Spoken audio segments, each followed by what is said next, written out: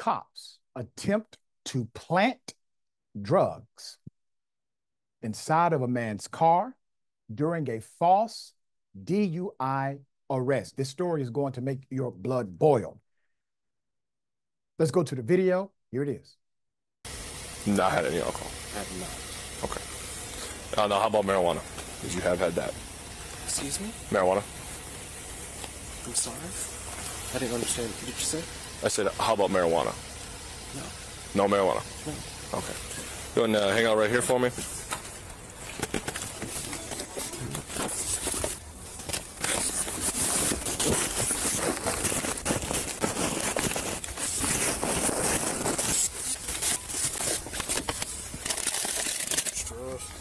I don't think I have any.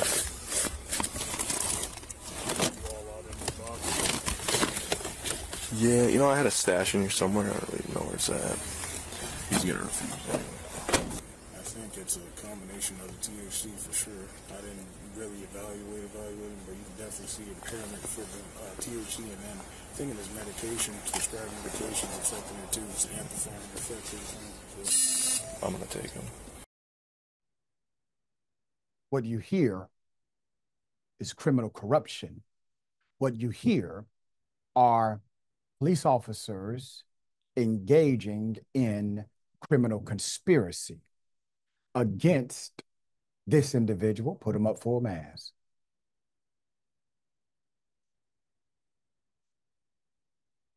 Dakarai Larriett says he was racially profiled, falsely arrested by Michigan state troopers who he accuses of trying to plant drugs in his car.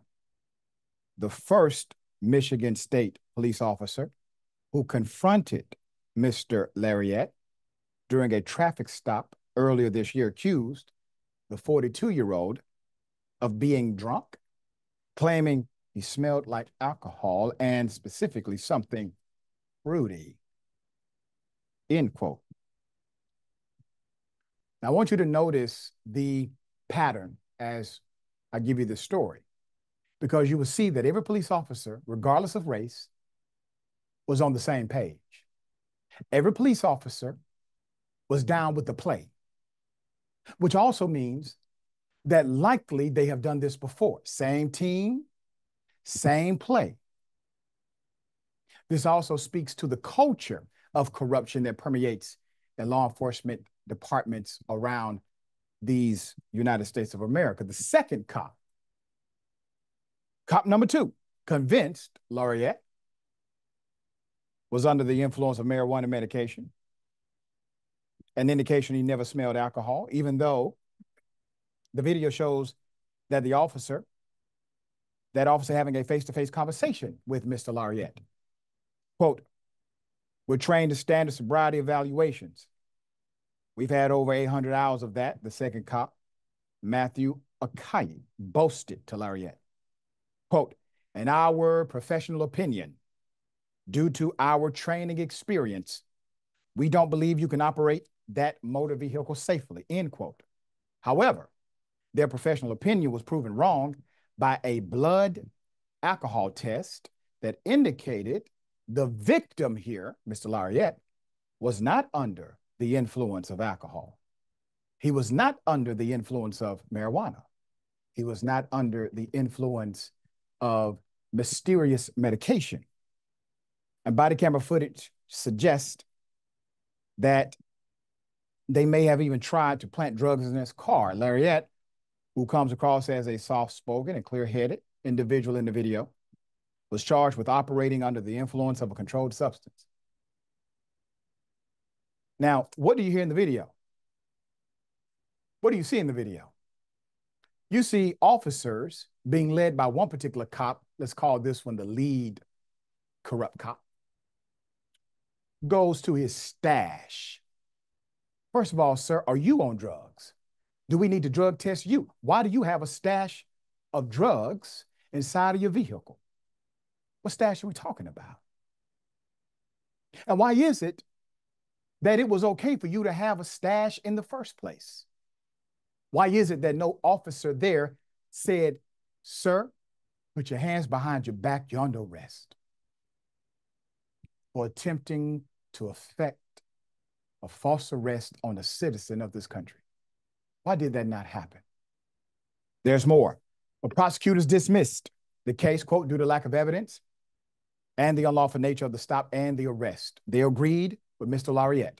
The whole thing was against the law. According to a lawsuit Mr. Larriett filed Wednesday, quote, the actions of the Michigan State police officers were part of a pattern and practice of racially discriminatory policing, wrote Attorney Simmons in the complaint obtained by Atlanta Black Star. The lawsuit accuses Michigan State Police of violating Larriett's Fourth Amendment rights, false arrest, and malicious prosecution. The incident took place at 3:10 a.m. This was on April 10th in Benton Harbor after Michigan State Police trooper Kenya pulled him over, claiming Larriett did not come to a complete stop at 2 flashing red lights, allegations that Mr. Larriett denied. Body camera video shows the officer mocking Mr. Larriett's license plate, which is made up of his first name, Dakaria. The name is an African name, and it originated from the Bantu language of Zimbabwe's Shona people. Quote, you've been drinking daiquiris, my goodness, the officer yells, tells his partner before stepping out of the car and engaging with Larriett. Kanyu asks for Larriett's license, insurance, registration, and then poses the question if alcohol has impacted his ability to drive. Mr. Larriett says no. Quote, when was your last drink? Has it been at least 2 hours? The officer asked. Larriett says yes, but later in the video explains that it had been much longer than 2 hours, while clarifying he did, in fact, answer the question accurately. Okay? So he says yes, meaning, yeah, it's been more than 2 hours. He was honest. And proof of his honesty was the blood alcohol test. There's more. Quote, I can smell it on your breath, the officer tells him. Something fruity like, what were you drinking? There's no alcohol in here, Larriett responds. But the officer orders him out of the car and has him do multiple field sobriety tests, which, to the untrained eye, he appears to pass. But the cops claimed he made numerous mistakes. Now, the video that you saw is a snippet. It's a 50-plus minute video, okay? They did everything they could to jam this person up in order to effect an arrest for absolutely no reason. It goes on. And Larriett says he is, when he was asked if he was on any medication, he said, yes, I'm on medication.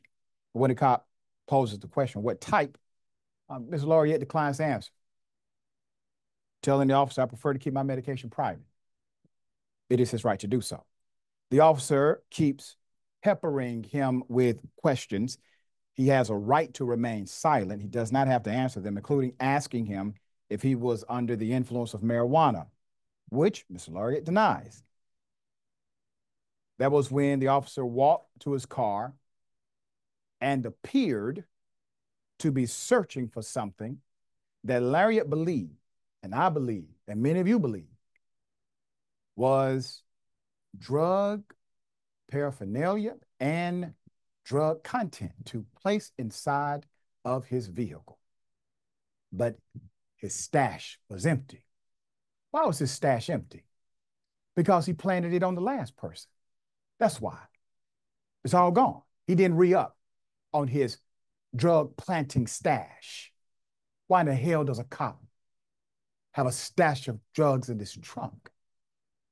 Because he's the guy who everyone goes to when they need to plant drugs on someone.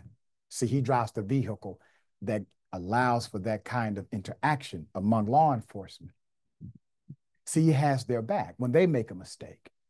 And that's why all of those cops had his. This is speculation, my opinion, but I'm right. There's more.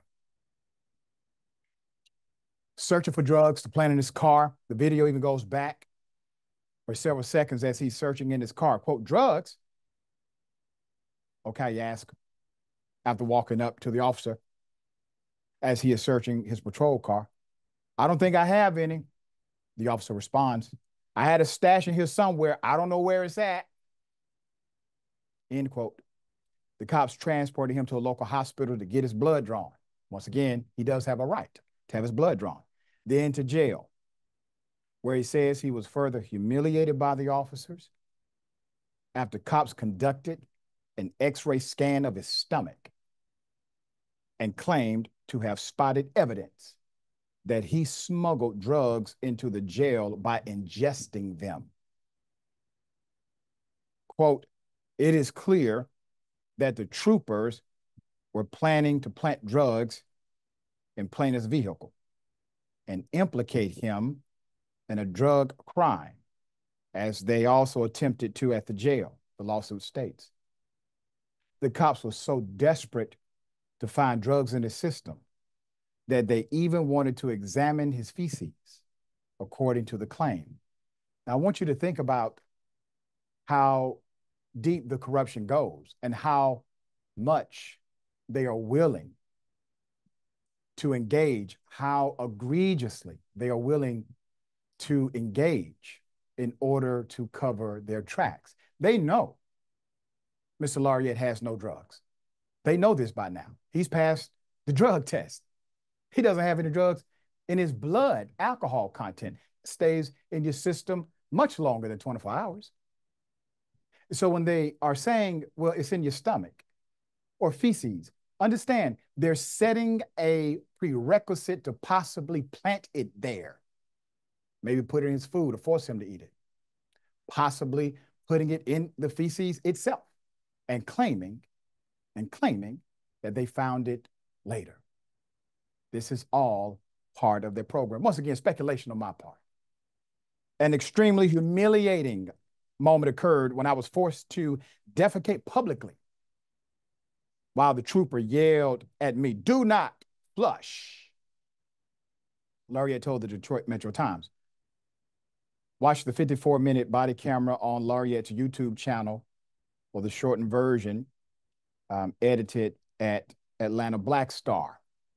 The lawsuit also describes an X account belonging to the officer that contained racist, homophobic, and misogynistic language.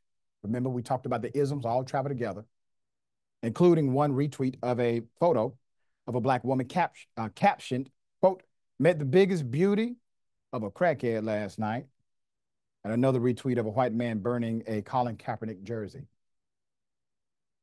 That account at GKANYUH has now been deleted. But Ms. Larriett gathered screenshots from the account, as well as screenshots from the other cops' account revealing tweets similar in nature. Quote, "Trooper George Michael Kenya is not shy about his bias and prejudices against gay people and Black people. A simple gander at his social media that was still up as of the writing is indicative of that," the complaint states. It's a culture. It's a culture. Obviously, the powers that be, they are aware. They know exactly what's happening, okay? Yasmin, this is one of the most sadistic stories you will hear, and you know it goes deeper than this. What say you? This story just got worse and worse and worse. First of all, 800 hours of sobriety training feels like a lot. It's a little excessive. Most people can tell whether someone's under the influence without 800 hours of sobriety training. Maybe it's a lot more complex than I realized, but 800 hours feels like a waste of tax dollars. And then how are you going to brag about your 800 hours of sobriety training and then be so wrong about whether or not someone's sober? He wasn't wrong. He was lying. He was trying to make a point. Even if the cop knew he was lying to make that point, like, don't question me. I'm the cop. I know better than you do whether or not you're drunk. You're drunk if I say you are. It still makes the cop look and sound a little incompetent. But this is obviously, as you said, a concerted effort by the cops to make something out of nothing. And it's disconcerting and infuriating for all of the obvious reasons. But it's also upsetting because, as you pointed out, Doc, this clearly is not the first time that these cops have done something like this. So why do they think it's okay for them to behave this way? And why do they think that they'll get away with it? The answer is probably because they are likely to ultimately get away with it. And on top of that, there is the racist aspect of this and the humiliation of it all. They took his blood and then they took him to jail and then they did more things to him. They x-rayed him based off of absolutely nothing. That's such an invasion of someone's personal physical body. And it is a disgusting abuse of power, not just by the cops who were involved, but now by the entire police station. And people always love to tell Black people who are victimized by cops in this way to just comply. And I always wonder how the people who say things like that would react in a similar situation where a cop is telling them to do something ridiculous for no obvious reason or any legitimate reason on pain of possibly death. I wonder how it would feel, if a cop insisted on drawing blood based off of nothing. It's unbelievable. And it feels so helpless because it's like, at which point will we see, if ever, the necessary reform to law enforcement? I'm not hopeful because instead of seeing meaningful reform, we just see these police departments getting more and more public funds.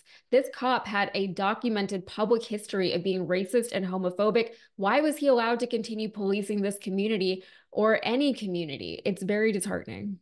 Yeah, because the powers that be don't give a damn about the community they serve. That's the only answer.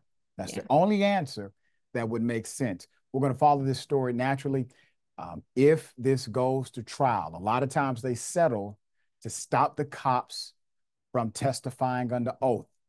Okay, they settle to stop that from happening. But if this goes to trial and they are able to testify under oath, obviously you will see how deep the rabbit hole goes.